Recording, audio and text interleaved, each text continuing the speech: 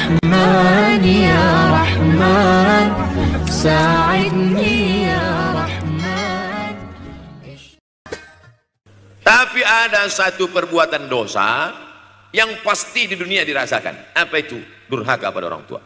Orang yang durhaka pada orang tua, di dunia dia tetap dapat, di akhirat dapat sekali lagi. Itu janji Rasulullah SAW. Lama hidup banyak dirasa, jauh berjalan banyak dilihat, lama jadi ustadz banyak yang curhat. Maka tidak satu dua itu saya lihat dalam kehidupan. Hebat, rezeki banyak melimpah ruah, tapi jauh dari kebahagiaan. Apa sebab? Janji Rasulullah SAW. Orang yang durhaka pada orang tua di dunia sudah dapat, di akhirat dapat lagi, dapat. Di mana letak keadilan Allah? Kenapa di dunia sudah dapat, di akhirat dapat lagi? Yang di dunia itu baru DP-nya, di akhirat baru kau rasakan cash-nya. Oleh sebab itu jangan pernah melawan pada orang tua, jangan pernah melawan. Apapun kata dia, jurus menghadapi orang tua ini tidak banyak, 3 saja. Kalau dia marah-marah, kalau dia cerewet, kalau dia ngamuk-ngamuk, pertama diam. Pulang kampung marah dia. Saya bolak-balik kirim uang belanja, kenapa kamu IP-nya 2,0? Diam. Yang kedua, diam. Yang ketiga, diam. Kalau belum bisa membahagiakan, jangan susahkan dia. Kalau belum bisa menunjukkan prestasi, jangan susahkan hatinya. Jangan sampai belum ketemu dengan wajah kita pun dia sudah susah hati. Baru nama kita muncul di HP-nya, kumat darah tingginya. Bunyi handphone dia lihat nama kita di situ, langsung berubah detak jantungnya. Karena ternyata bukan nama kita di situ dia buat. Siapa? Troublemaker. Oleh sebab itu jangan susahkan orang tua. Saya tidak ujuk-ujuk langsung jadi ustadz. Saya sempat jadi mahasiswa terlama di dunia. Saya kuliah di Mesir tahun 1998 sampai 2002. 4 September 1998 menginjakkan kaki di Kairo, November pulang tahun 2002. Tidak pernah sekalipun saya menyusahkan orang tua saya. Tak pernah saya minta uang pada mereka. Sampai almarhumah emak saya bertanya, kau makan apa di sana? Makan nasi, saya bilang. Dari mana dapat uang? Beasiswa saya cukup, Mak. 162 pon. 50 untuk makan, 50 untuk rumah, tinggal 62. 20 dibagi lagi untuk ongkos, 20 untuk buku, 20 disimpan, mana tahu demam sakit nggak ada uang. Sampai pulang. Sampai akhirnya dia kasih tanya, gimana caranya ngirim uang supaya nanti di akhirat kalau Allah bertanya, pernah nggak ngirim uang? Pernah. Ya, saya tak mau menyusahkan. Saya menganggap kalau nanti saya minta, hatinya susah. Kalau nanti saya banyak minta, saya tak bisa balas. Maka saya bukan berarti mengajak adik-adik tidak minta uang. Saya paham, tak semuanya dapat beasiswa. Artinya minta. Cuman kalau minta ya pulang nanti sampaikan ke orang tua. Saya sudah dengar ceramah Ustaz Somad, maka saya tidak minta lagi, Mas. Tidak. Tapi tolong dirapel setahun sekali aja. Kalau mau merasakan bagaimana sayang mereka, coba hilangkan sayangnya itu agak 1 bulan, 2 bulan, 3 bulan. Itu baru terasa. Karena sifat manusia ini kalau sudah tidak ada baru terasa. Judul lagu Roma. Kalau dia masih ada di depan mata kita, masih dekat dengan kita, kita merasa dia biasa-biasa saja. Tapi kalau dia sudah tidak lagi ada, itu barulah. Oleh sebab itu coba kalau mau merasakan, kasih tahu dia, Papa, Mama, untuk biaya kuliah saya 1 semester ini tolong jangan kasih dulu. Saya mau jual koran dulu. Saya mau kerja di Dorsmir dulu. Saya mau kerja loper dulu. Saya mau susah-susah dulu. Nah, seketika saat kita tahu susahnya itu, tetes 10 keringat air mata, di situ baru kita tahu, oh ternyata perjuangan mereka ini luar biasa. Saya tidak bicara ceramah saja, tapi dalam kehidupan saya pribadi, dulu saya laksanakan, saya pernah buat, saya pernah kerjakan. Tapi tidak saya rencanakan itu, saya harus begini, tidak. Memang bagian dari takdir hidup. Mungkin tidak minta uang itu karena jauh ke Mesir. Kalau seandainya dekat, sering juga minta. Nah, memang dikondisikan saya untuk terbang jauh ke Mesir, lalu kemudian setelah jauh itu tidak meminta, tapi kemudian setelah pulang berjumpa sempat bersama orang tua. Bulan Maret 2019 kemarin baru meninggal dunia ketika saya sedang ceramah di Madura, Pulau Madura, diundang oleh sahabat saya, kakak kelas di Mesir dulu, Dr. Fauzi Tijani. Dan pagi itu rencananya mau ziarah ke makam Kiai Khalil. di Pulau Madura.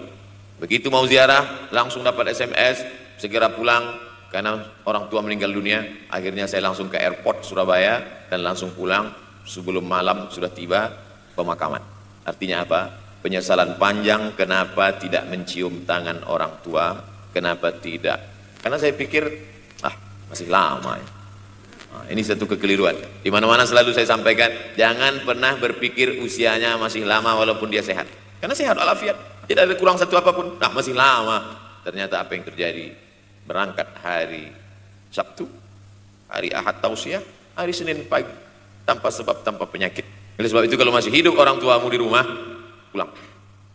Tapi jangan ini jadikan alasan. Besok nggak masuk kelas, gimana? Pulang semua. Pulang sesuai dengan kondisi, situasi, dan keadaan. Pulang. Kalau masih bisa membahagiakan dia apa makanan kesukaannya, belikan. Suka makan apa dia? Belikan. Itu yang dia inginkan. Andai kita gendong dia dari Yogyakarta berangkat ke kota Makkah, sampai di Makkah tawaf 7 putaran, dari Sofa ke Marwah, pulang lagi ke Jogja, belum tentu dapat membayar sekali teriakan dia saat mengeluarkan kita ke alam dunia. Jadi banyak orang terlalu membanggakan. Saya sudah banggakan dia Pak Ustaz, saya sudah bayarkan ONH-nya. Berapa? Baru DP-nya. Sudah merasa berbakti kepada orang tua? Belum. Makanya digunakan kata birrul walidain.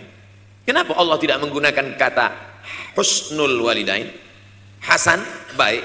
Jayyid, baik. Tayyib, baik. Khair, baik. Tapi yang dipakai birrul walidain.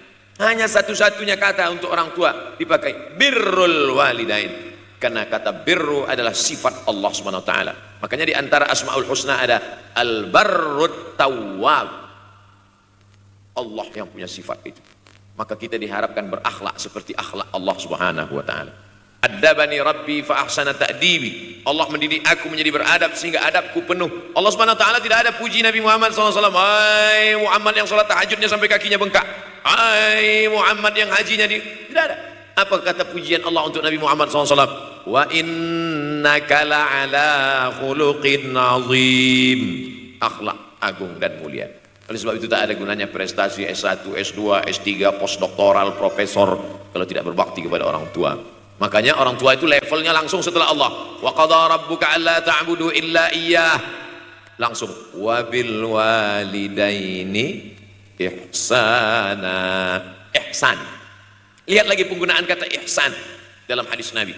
Jibril alaihissalam datang, rambutnya tidak berdebu, bajunya sangat putih bersih, tapi tidak ada orang yang kenal. Diriwayatkan oleh Sayyidina Umar ibn al-Khattab radhiyallahu anhu, aku melihat ada seorang laki-laki rambutnya sangat hitam dan bajunya sangat putih, tapi kami tidak ada yang kenal. Ini 3 indikasi ini menunjukkan kebingungan. Kalau ada orang rambutnya sangat hitam dan kita kenal, berarti dia memang orang situ, memang tinggalnya di situ. Tapi dia kalau orang perantau, rambutnya pasti berdebu karena tinggal di gurun pasir. Sekarang kan banyak tuh anak-anak muda yang rambutnya berdebu. Itu berarti orang jauh, bukan orang Jogja. Bajunya sangat putih, tapi kami tidak kenal. Kalau bajunya agak kotor, berarti dia musafir. Pantas kalau kita tidak kenal. Tapi bajunya sangat putih, berarti dia memang orang situ. Tapi kami tidak kenal. Kata Umar bin Khattab, rambutnya sangat hitam, bajunya sangat putih, tapi kami tidak kenal. Dan dia duduk berhadapan-hadapan dengan Nabi, lututnya dekat dengan lutut Nabi. Tapi kami tidak kenal.